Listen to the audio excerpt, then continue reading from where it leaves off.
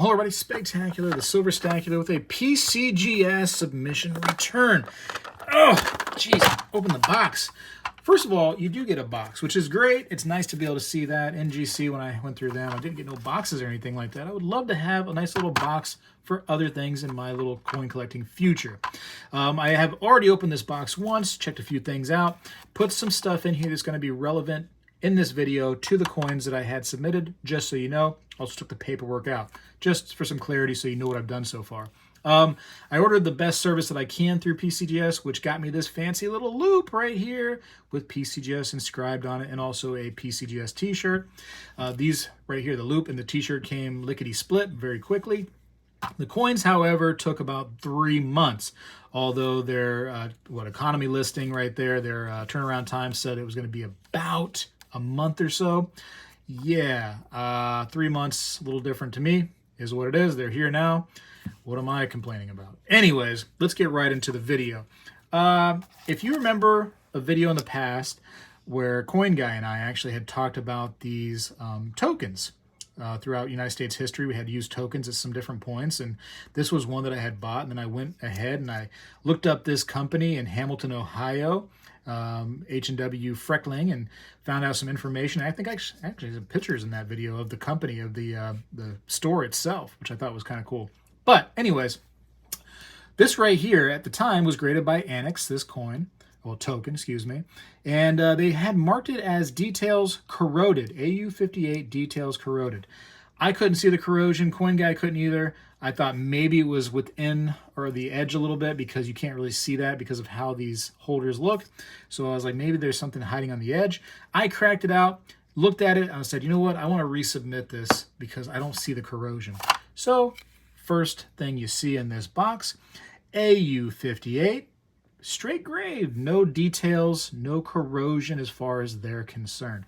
I had talked to somebody else, and I thought maybe it was because some of the lip of the pieces right here, the token, are kind of curled over, but I don't know that to be corrosion. I think that that might be just, these were minted with just kind of rudimentary minting presses and everything, and they weren't done by any kind of professional. They were done because there was a need to make these, and it could have been that kind of situation where it was just, trouble in the old minting process, very possibly.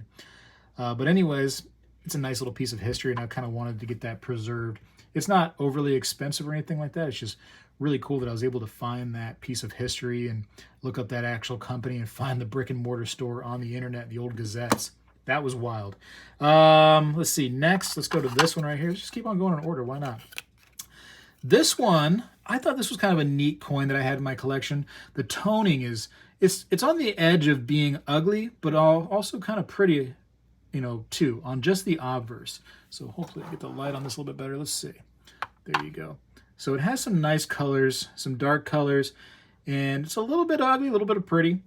The reverse right there is pretty just plain Jane, and they just gave that a nice little 62, just trying to preserve that colorful little piece right there. So you can see it has some blues in there depending on how you move it.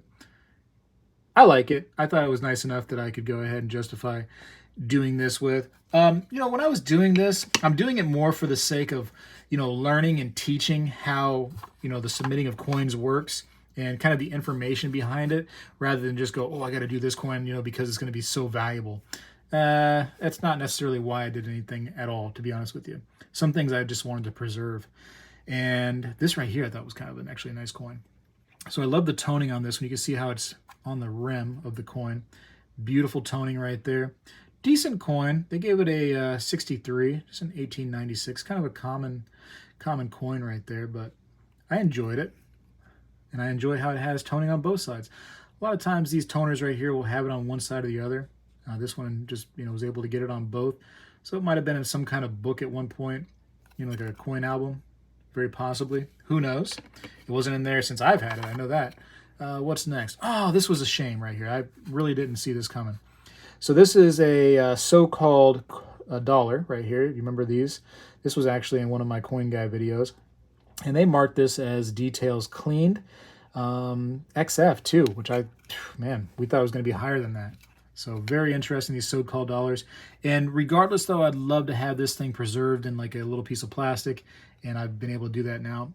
As it was, I was just kind of sitting in my collection, just kind of in the back amongst other, like, you know, dollar coins. So this kind of will bring it to the forefront a little bit, I think. So bada bing. These so-called dollars are really, really neat pieces of history.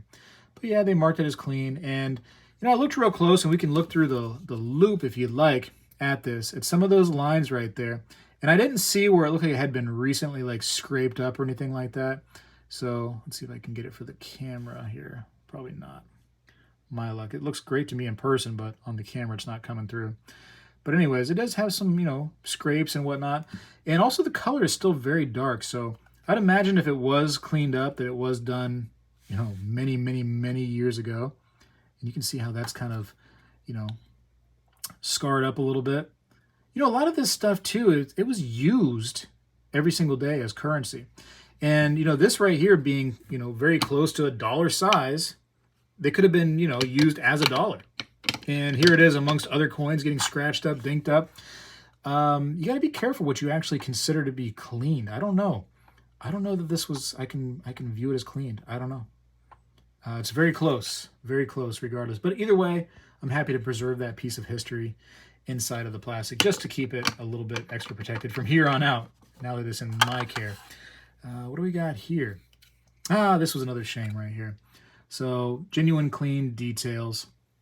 You can see how, if it was cleaned, it was just dipped. And I see how one side of the coin is definitely much different than the other side. Look at this side right here. Take note, okay? Still has luster on it, if you can see the cartwheel.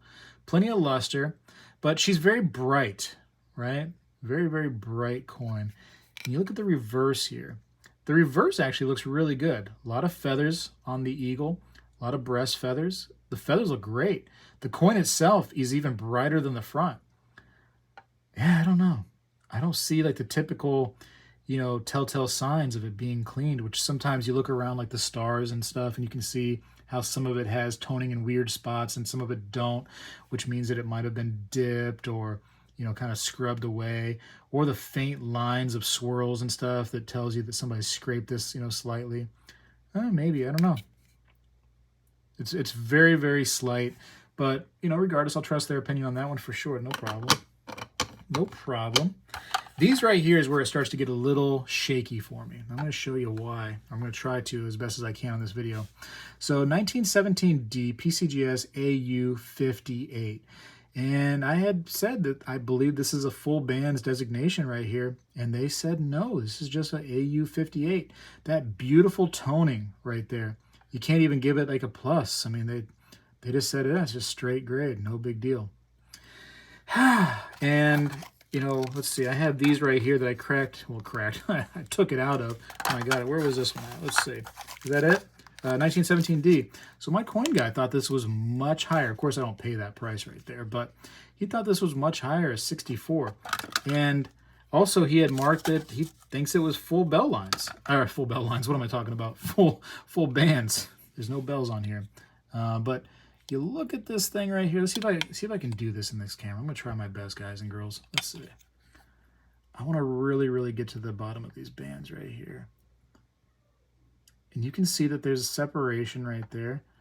It looks more clear in person than it does on here. You can see, depending on the angle, how it starts to separate.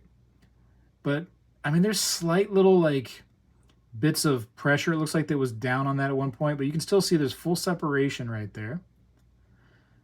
And the condition is really, really good. I mean, overall, the condition on this thing is stunning. It has plenty of luster still on it, and it's just, it didn't even quite get the MS.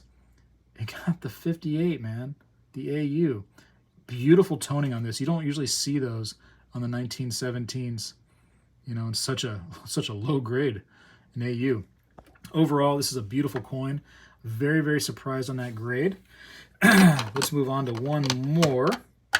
And I think I have the little piece right here that we thought it was. This was a full bands Gem 65 1919 P toned gem. I agree. The toning on this thing is fantastic.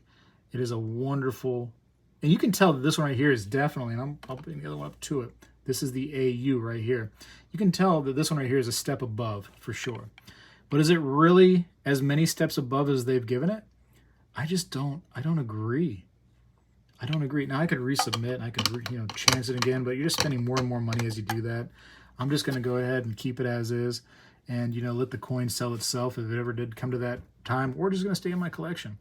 But we can see the full split bands right here, and where are we at? Yes. Let's see, and this is harder to do on trying to do it through a phone like I am, but you can sort of see those split bands right there. It's a better strike, or at least it's a better condition coin for sure. And they gave this a 64 full band. So this was a nicer one right here. Happy to get that. I just really kind of dumbfounded by this one right here. It is what it is. And then, you're going to like this, I got a coin that they would not grade, which I thought was weird to me. I mean, and I graded this for a really specific person. I wanted this person, really specific reason, I should say. And I got this because, or I wanted this in plastic because I thought it was so neat and so weird to see it like this. So here it is, a 1923S. They gave me a no service / refund.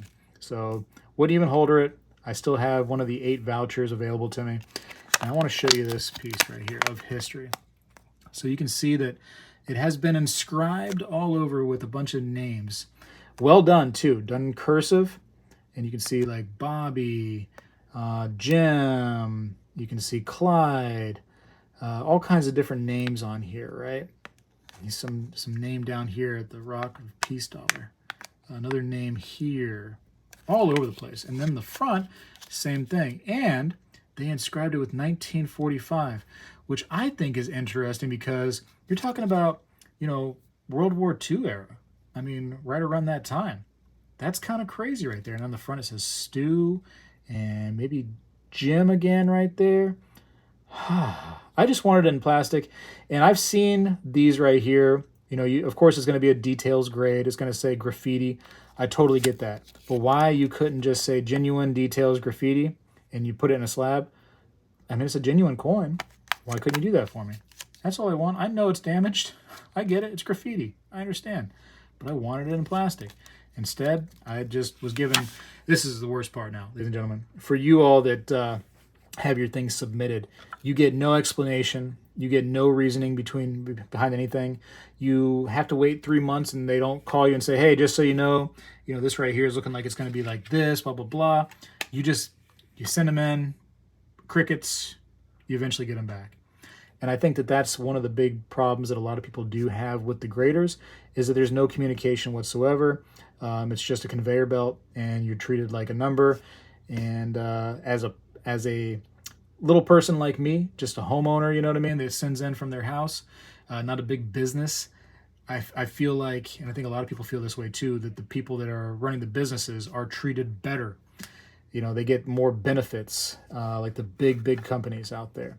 So, if I sent in a bunch of coins, I would imagine if I had some kind of big account, like, and I don't want to use a name, but those names, those big places, they would have called me and said, hey, do you want to do this with this coin? Do you want to put that on there? Do you want to blah, blah, blah? So now the next person I would like to try, since I've tried NGC, I've tried PCGS, I would love to move on to CAC, but respectfully, CAC has said that they're at their limit right now, or their maximum of new accounts, new members. So they're going to hold off until they can catch up, and they'll let the community know when that time is. So I got to respect that, though, because whereas some of these other companies are just like, hey, send them in, let's get just, crazy back, up with all kinds of, coins just in our warehouse, just waiting. CAC has said, hey, we got to hold on. We can't even take any more right now. We're so bombarded, wait until we catch up. And I think that's cool. I think that's really good. And it kind of shows that they're not trying to go over the top. They're not sitting there just, pushing them out as fast as possible. It almost adds a little bit more respect, I think, to the name that they're trying to do it slow and steady, you know, trying to win that race. But anyways, I don't know. Tell me what you think in this video. You know, nothing I had in here was really going to be high dollar. Some things that I just wanted to get in plastic, like this so-called dollar. I just wanted that to be in plastic because I think it's a cool piece of history.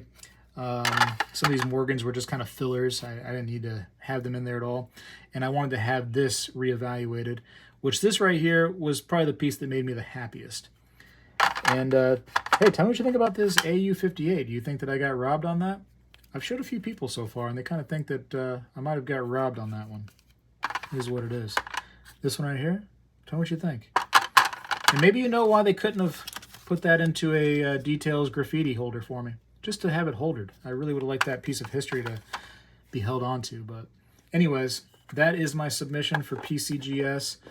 And I just wanted to do that for the channel so that I could say that I did it.